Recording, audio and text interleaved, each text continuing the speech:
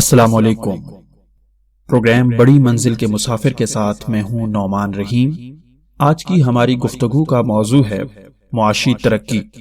لاطینی کہاوت ہے سامعین محترم کہ اگر تم اپنی زندگی بدلنا چاہتے ہو تو سب سے پہلے تمہیں اپنی سوچ کو بدلنا ہوگا۔ ماہرین کامیابی کا کہنا ہے کہ انسان کی امیری یا دولت مندی کا تعلق اس کے وسائل اور دستیاب پیسے سے نہیں ہوتا، بلکہ ایک فرد کی امیری کا تعلق اس کی سوچ سے ہوتا ہے۔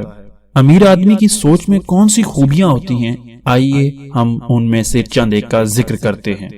سب سے پہلے امیر آدمی کے اندر جیت کی چاہت ہوتی ہے۔ تمام امیر ہونے والے لوگ جیتنا چاہتے ہیں، جبکہ غریب ہارنا نہیں چاہتا۔ اس بات کو یوں سمجھیے کہ ایک بچہ نمبر لینا چاہتا ہے، جبکہ ایک بچہ فیل نہیں ہونا چاہتا۔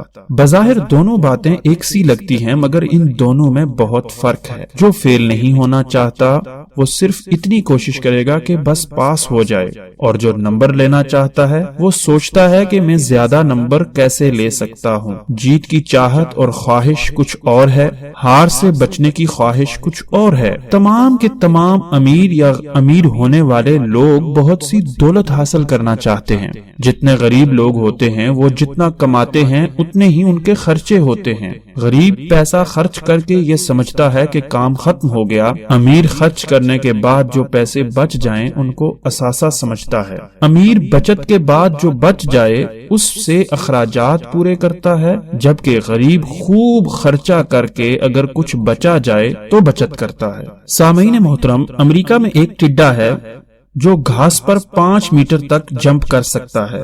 اس ٹڈے کو 4 میٹر کے باکس میں رکھ دیا گیا۔ کچھ دن کے بعد باہر نکالا تو اس کی جمپ 4 میٹر تک ہو چکی تھی۔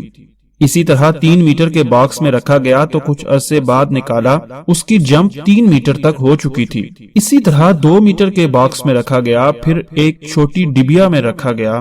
جب باہر نکالا تو وہ جمپ لگانا بھول چکا تھا۔ یہی حال انسان کا ہے، وہ اپنی صلاحیت کو اپنی خواہش کے مطابق کم یا زیادہ کر سکتا ہے۔ جب آپ امیر ہونے کے لیے بہت سا پیسہ کمانے کے لیے اپنا ذہن بناتے ہیں تو آپ کے اندر ویسی ہی صلاحیتیں پیدا ہونا شروع ہو جاتی ہیں۔ جب آپ بل ادا کرنے کا سوچتے ہیں تو صلاحیتیں بھی بل ادا کرنے والی ہو جاتی ہیں۔ آج کی بات کا لب لباب کہ امیر لوگ یا وہ لوگ جو ترقی کرتے ہیں ان کے اندر جیت کی چاہت پیدا ہوتی ہے۔ Thank you very much. والسلام علیکم ورحمۃ اللہ۔